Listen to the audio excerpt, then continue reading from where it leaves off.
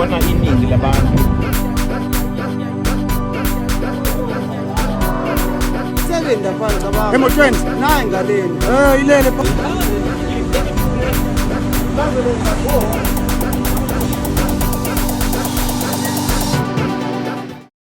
Today on Most Shocking, a nation on edge, rising tensions on the streets, and a crisis has everyone talking. Fear, anger, and uncertainty grip. Communities of South Africa faces a fiery immigration storm, with the future hanging in the balance. okuyiyona eyenza ukuthi thina sixabane nabantu bakithi bengabe ukunika umuntu wakwaNongoma ipermit yokuthi adayise la bembuthela ama-fruit umama bembuthela obhatata bethatha izinto zakhe amaphoyisa ayilala koThekwini nasoThekwini bayayenza leyo nto leyo kodwa umuntu okufika into yakhe abayithatha lapha phambi kwase-FNB ade kungavumelekile abantu behlale lapha phambi kwase-FNB kodwa kugcine abantu bokufika bona benelungelo lokuhlala lapha phambi kwase-FNB akuvumelekile ukubeka izinto eduze kwegaraji kapetrol kodwa abantu bokufika bayakwazi bona ukubeka izinto lapha kulolu yathango lwegaraji niyezwa bafowethu yabo so-ke mina yonke-ke leyo nto leyo-ke ngiyayazi ukuthi ayilungile ngiza kahle kini bafowethu ma-Afrika ngiza kahle kini ngithi kini silungisa uNongoma kungakithi yekani ukuba la edolobheni kukhona into esiyilungisayo la niqhuba lento enishoyo ukuthi nina nizosishaya niqhuba lento yokuthi nithi nina nizosishaya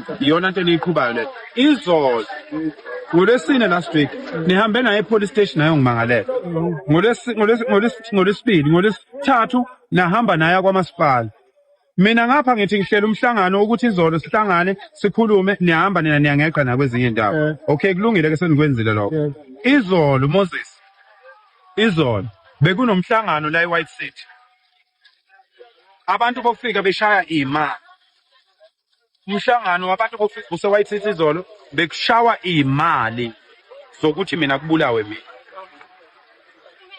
noma benikhona noma beningekho anginandaba noma benikhona noma beningekho anginandaba ngiyanixoxela ukuthi lokho besikuzwile sikuzwe izolo ungakashayi ishu5 ukuthi abantu bokufika one into yokuqala eniyenzile nizame ukuthenga ilunga lekomiti ngo5,000 rand lithe balinqaba leli lunga lekomiti ukuthi lithengwe nahamba naqhubeka nayoshaya imali zokuthi kudutshulwe mina sikuzwile lokho whether nina benikhona noma beningekho akunandaba kodwa ngiyanitshela ngifuna ukunitshela umphumela walento eyenzakala ngoba lo mhlangano phakathi kwenu bakhona abaqonywe ngosisi bethu bakhuluma nosisi bethu osisi bethu lezi zinto bayayixoxa niyazi ukuthi indaba yokufa komuntu ayihlali phansi mina ngilala izolo sengazi mina ukuthi kuhlanganiswa indaba ukuthi fanele ngibulawe bafowethu ngiyanicelela cela uNkulunkulu enembulele ukuthi uma ke nenza leyo nto leyo nilindele konke okungahle kwenzeke ezimpilweni zenu naseyinganeni zenu nakuphi kuphi empeleni hayi kumina mangathiwa nje khona umuntu oyedwa ola kulezi insizwa engisebenza nazo uma ngathiwa nje uyadutshula ngicela nilindele yonke into ongayicabanga empilweni yakho ngiyaphinda futhi nginitshele siqala Moses ngathi amaphoyisa ngeke anisize umasipala ngeke unisize nganitshela ningakayi ningenze lutho ngathi amaphoyisa ngeke anisize umasipala ngeke unisize ngoba lento esiyenzayo thina silandela umthetho awukho umthetho sophula mina ngikhokha i-tax khokha 14,700 rand i-tax ngenyanga kukhona umuntu osebenzayo ongayiholi leyo mali mina ngiyikhokha as i-tax leyo mali tax owe so ke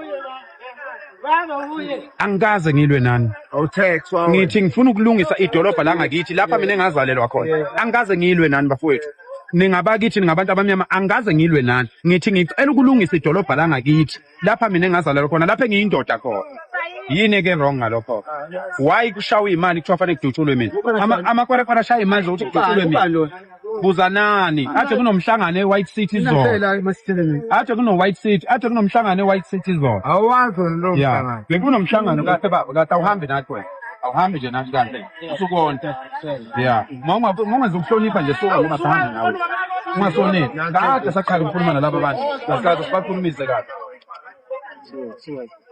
izolo bekunomhlangano Moses eWhite City angazi noma benikhona noma beningekho kodwa lowo mhlangano bekushawa imali zokuthi kudutshulwe mina laba abakuhlelayo lokho ke sicela ukuthi beqhubeke nakho mabethanda kodwa mina benginganeluleka ukuthi kuyekeni ngoba uma sikwazi ukuthola leya Yabo mna. sisazothola okuningi. Nawe Moses izolo buse police station. Mina. Yeah. Why kodwa police station? Mina izolo. Why police station? Kunandaba noma izolo noma nini izolo kuyelo wade lapha phezulu. Awumfonelanga wena. Noma kuthanga noma izolo buyile police station.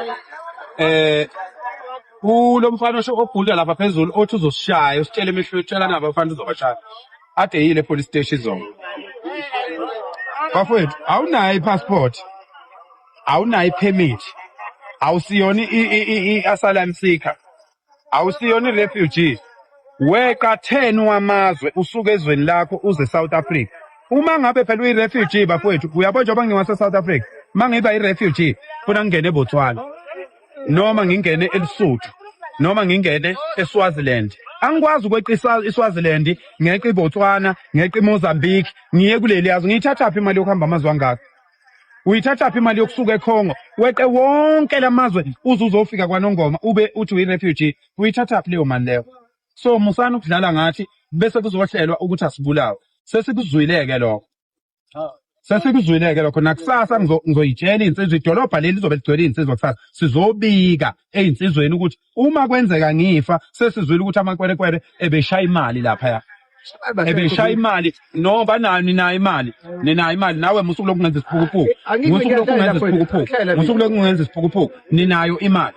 Ngeke lokhu uvuke ekseni uza la idolobheni njalo ungenayo imali. Ngeke uvuke uze la idolobheni zonke insuku ungenayo imali. Ninayo imali. Imali athi shawa lapha eWhite City izolo eyokuthi akubulawe mina. Sesikuzwile lokho.